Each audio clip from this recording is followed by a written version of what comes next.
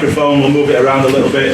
As ever, can we just embargo everything until Chris has finished before we do anything on social media?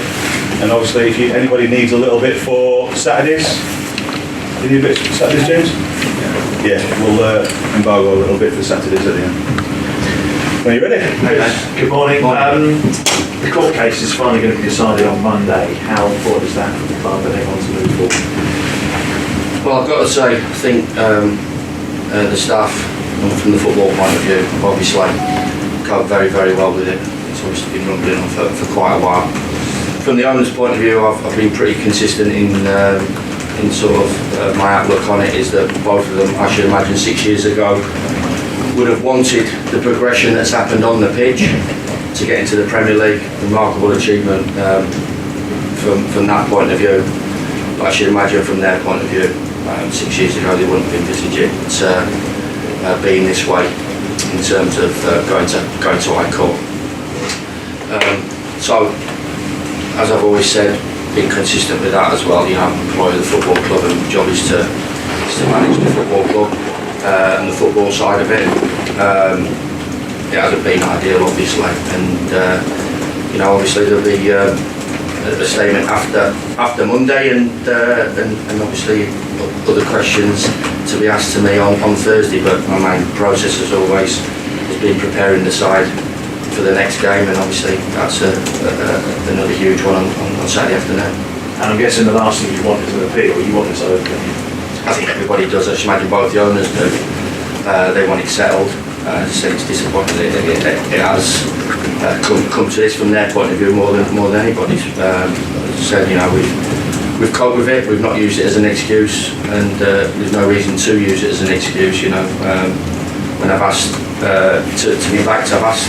I have been when I've obviously pushed in terms of always to improve the football club on and off the pitch, and you know, they have supported me in their ways. As I said, you know, for a club to move forward, it has to be united on the pitch, which obviously it is, but as well off of it. So it's something that it needs to be settled, and hopefully it will be on Monday. The international break doesn't always come at a good time, but I can imagine yourself and everyone around here has had a real spring in their step over the last couple of weeks. Is that right? Well, definitely, and obviously the outcome of the last away game, and in the manner that we came back in the second half, you know, really pleased myself and the staff, and gave the players an enormous amount of confidence. For the players that went away on international duty, which has been obviously more and more now. We're in the Premier League, and for the players that stayed behind, and scoring late on always feels good. It felt like a winner. It obviously wasn't, but I think that's how far we've come. You know, it's a great result going to Chelsea, and especially in the manner that we fought back, being 2-0 down. And as well as confidence, does it also give the players belief they belong at this level, they're Premier League players? Yeah, I mean, I said a couple of things after it, you know, that possibly I had time to lead in them more. I do understand the apprehension, because, as I said, the majority of them, 90% of them, taking out a couple of them, Ravel and Phil Jagielka and a couple of others, have not played at this level. And as well, you know, it's a different stand. It's a different ball game. You know, we're going to Chelsea. We're not going to dictate the first half. You know, I was quite pleased in terms of the way we played first half. Obviously, the goals were really disappointing. It's very unlike us. Our defensive record last year was outstanding. We didn't give away cheap goals, and we have to tidy that up a bit, because we felt both of their goals were pretty cheap from our point of view. Understand, kept saying it, you know, when James Maddison picks it up and Fred's an unbelievable ball through to Jamie Vardy and he scores, and Harvey Barnes whacks one in the top corner, you just sometimes got to go, wow, that's unbelievable quality. But we have to cut out the silly mistakes, and I'm sure we will do, because defensively we have been very good, but we're going up a level, and we have to recognise, you know, that level is top football. You know, Chelsea away, Champions League qualification from their point of view, obviously a change of manager and a different outlook, but we're still going to Chelsea with, you know, as I said, even though people talk about Chelsea, they've still got William on the bench, Giroud on the bench, obviously top class, world class performers. So we're not going to have it all our own way, we understand that. But of course, you know, the longer it goes on and the more results we pick up, like we did at Stamford Bridge and at Bournemouth and at home to Palace, and the performance second half against Leicester is surely going to help them along the way. John Egan, captain of the Republic of Ireland on Tuesday night, they went over Bulgaria, one of a number of internationals. Is that further recognition as well of the quality of the players? Brilliant for John. He's such a popular boy amongst the players and the staff, and I know people talk about international football sometimes, and obviously it was a little bit disappointing with the situation happened with Ollie McBurney, because I know how much it means to him in representing his country, and certainly from John's point of view, his background, obviously, he come from a famous family as well in Ireland with his dad, and what he achieved in a different sport. But I know how much it would have meant to John to not only represent his country but to captain his country is a fantastic achievement. And like today with McGoldrick, Callum Robinson, Enda Stevens, Ollie McBurney. I'm sure John Flake would have been close to the Scotland squad if it had been fit as well. And Dean's been involved. I know how desperately disappointed he was to not make the squad. And I suppose he's set that bar and set that standard, and I'm sure he'll be knocking on the door for the next squad. So of course it's great for the football club, and I'm definitely one for them going away and representing the country. There's always a part of you that feels, please come back fit, don't pick up any niggles or knocks, and hopefully I will have a full squad to choose from come Friday and for Saturday's game. Yeah, that was my next question. How did they report back any niggles at all that you were concerned about? There was a couple of issues. A couple of the Irish boys came back early, but I believe Mick was going to change the team around on Tuesday. I think they played, which obviously he did, and it gave the likes of Callum and David McGoldrick an opportunity to come back and have treatment and give them the best possible chance to being available for the game on Saturday. And just finally from me, slightly off topic, but Jack O'Connell said before games you like to throw in some old school classics. It's quite boring his piece with it, so finding out what he was having for breakfast and what his superstitions were, and he chucked that one out to us.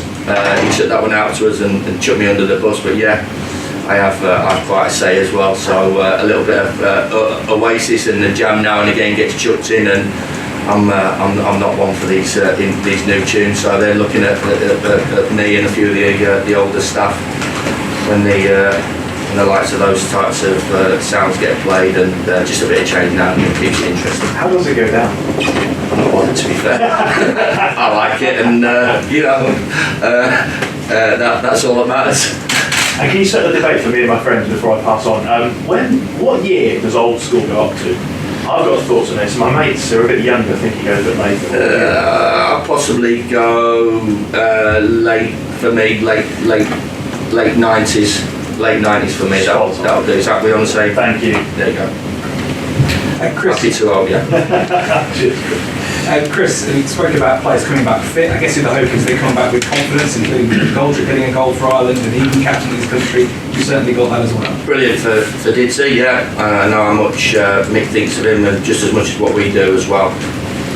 He was outstanding for us last year, and ever since he stepped in the building. And listen, they all want to score. We expect them to score. And I think the good thing about the forwards at this football club, we feel that they've got proven track record of scoring. Now obviously the challenge is to score in the big league, but we feel they can do that. We've got all sorts of forwards, all different types, which was important in some of for the recruitment point of view.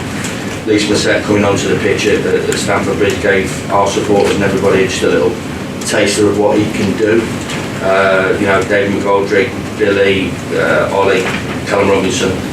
We've got a really good group of forwards.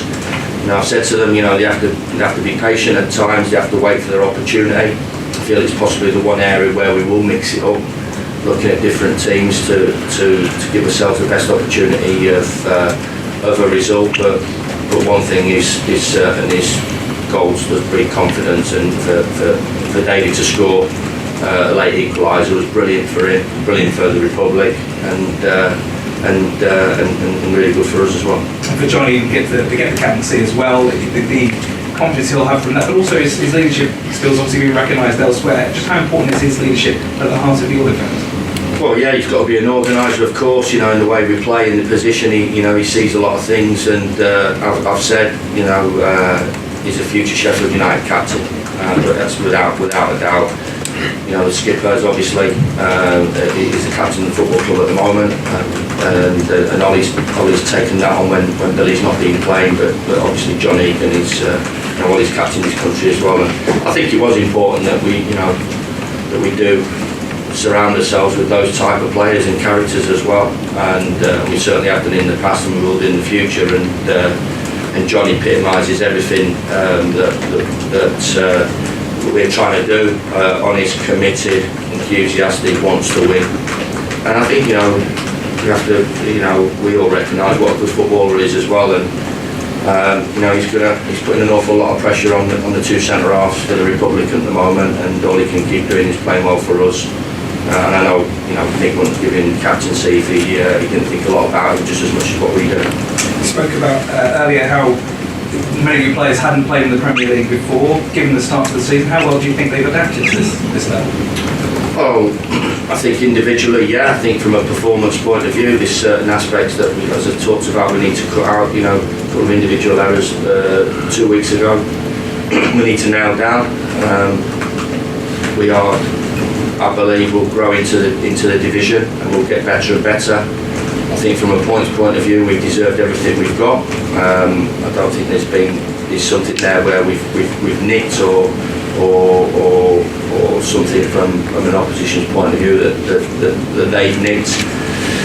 So all the points I feel we deserve to beat Crystal Palace at home, and the 2 away games I think we deserve something from, and possibly because of our first half performance against Leicester, we didn't really deserve to get anything from that game, even though a lot of people would say that maybe the draw was a fair result. So yeah, it's been a pleasing start from a lot of aspects, from playing wise, from in and out of possession, and from a points point of view. But we can take confidence from it, of course. But we're a group, and we're the type of club that is not looking back, is looking forward to the next challenge. And obviously we've got a big one on Saturday home to Southampton. It's one of the key challenges now to get that confidence shown throughout the entirety of the game.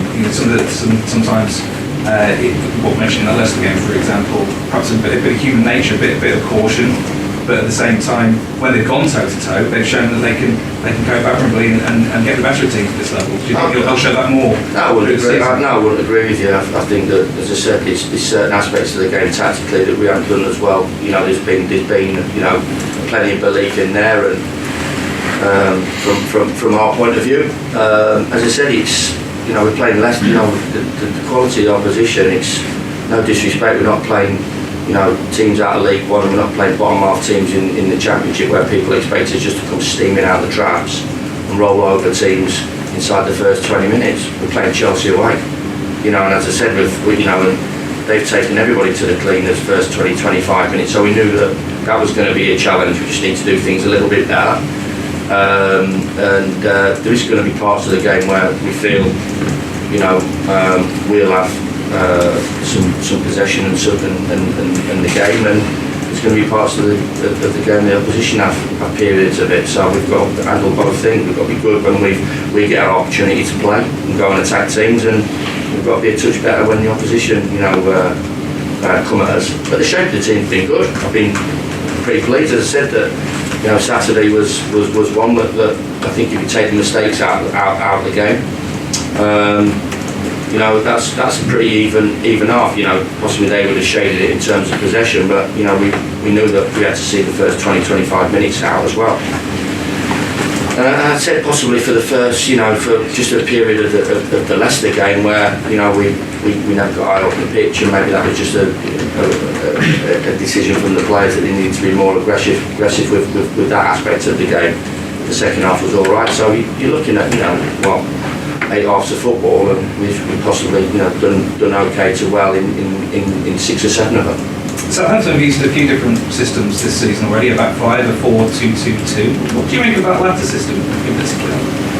Yeah, 4-4-2, whether it's box shape or whatever, the two wides come on in off the line. So I think what you find in the Premier League is, can change to anything before a game and can change during the game, and we've got to be ready for that.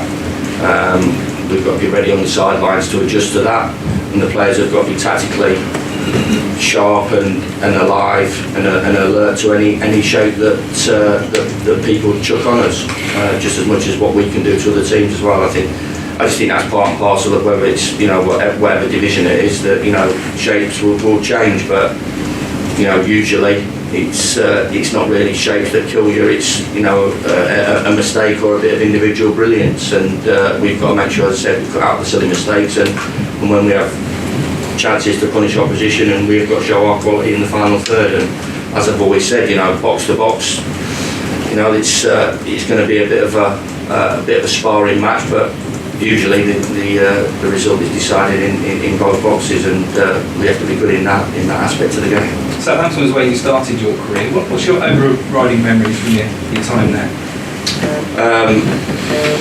Fantastic education, working with good people in staff-wise, formative years that shaped me, not just as a footballer, but as a person really. And in that period, 14 as an associated schoolboy, going down there from Sheffield, moving away from home at 16, and it was fantastic. And I think if you look back at the amount of players that club has produced as professional footballers at different levels, because obviously I never made a senior appearance for Southampton, but in that time the likes of Matt Le Tissier, the Wallace brothers, Alan Shearer before, and then obviously in the years that they produced some really good footballers. Gareth Bale obviously started there, and the like. So it's I'm ever grateful for the opportunity of being an apprentice, an old apprentice at an old First Division football club with the likes of 4 or 5 England captains there at the time: Mick Mills, Peter Shilton, Kevin Keegan was there just before I got there, but he was there as a schoolboy. So it was an incredible club at the time, and as I said, grateful for that opportunity. Obviously disappointed that I had to I didn't make a first team appearance, and the first possibly disappointing situation that I had as a young person, really, getting released at 19. But these things happen to a lot of players, and that's why we've come that, and obviously went on to have a career. But as I said, from my point of view, certainly grateful for what happened in those early years at Southampton. In terms of that, so how important was that in terms of forming your career, in terms of making it what it is today? As a person, more than anything, just for character building and life lessons, really, in everything, in every way. Old school apprentice, having to do jobs, cleaning terraces, removing snow from the pitch and covers, and just everything, cleaning boots and just old school stuff that I think that might be a little bit controversial, that I know young players are now possibly don't do those sort of things that maybe the older ones did. I'm not sure, because I think there's certainly a connection that myself and the young players at Southampton had with the senior players, and how they lived their lives and how they were as professionals, top professionals at the time.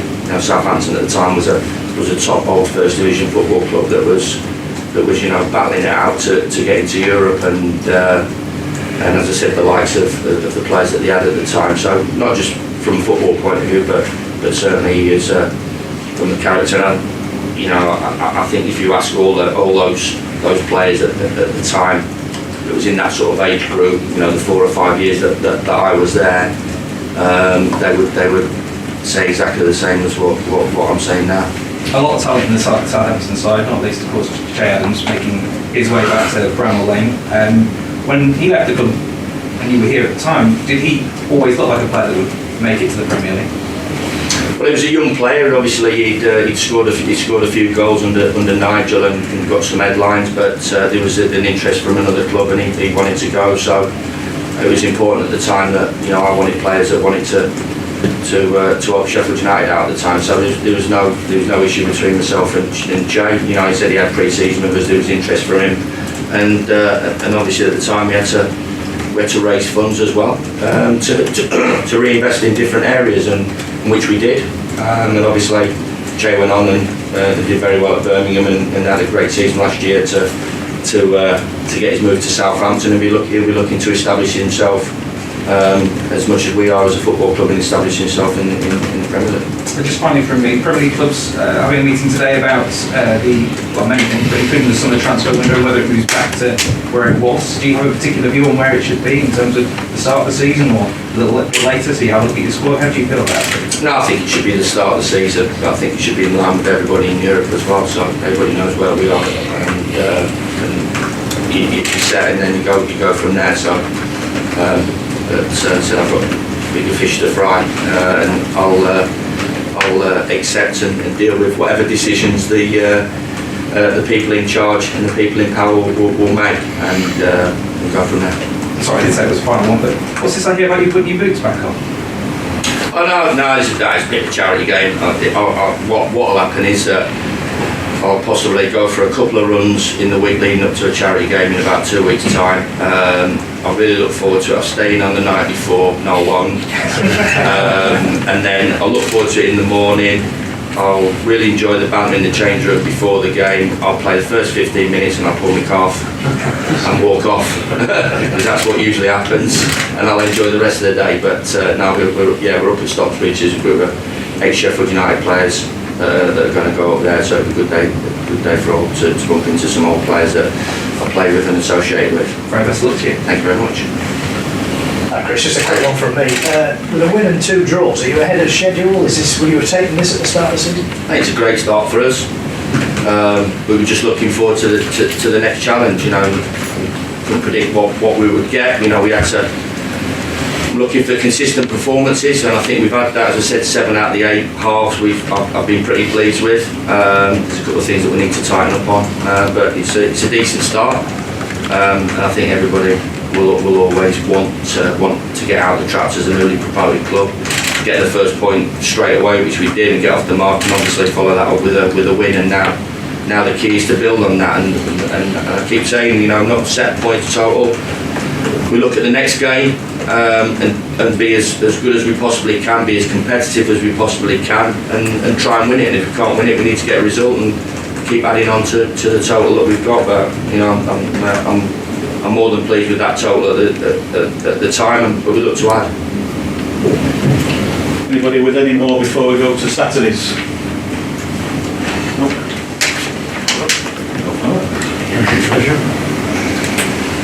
Have you got any examples? You said going to Southampton that time down when there was character building. Have you got any specific examples that come into mind that you can reveal? I might be chucking a few coaches and managers under the bus here, but we once got beat in a Southern Junior Flood League game at under 16 level. I think we got beat 5-0 at home to West Ham, and we were in at 6 o'clock the next morning running around the track 40 times. So stuff like that. So now there was all sorts, from the time that was really good. Just working as a team in a team environment. Winning culture that was installed in us all. And as I said there, I think if you ask all the boys at the time there, in that period, before and after, the proof is in the pudding in terms of how many players that they produced. Obviously, not always going to be for their first team, but I think that's the key as well. I think from our academy point of view, of course we want to produce players for our first team, but we want to produce professional footballers as well, which we've done pretty successfully in the past, and we will do in the future. And I think it's not always about the technical aspect of the game, and the tactical aspect. There's the physical aspect of the game, and most importantly from a mentality point of view. And certainly, as young apprentices, we were tested every day. produce our best performances on and off the pitch. And I think that was one of the big lessons I learned from the time down there.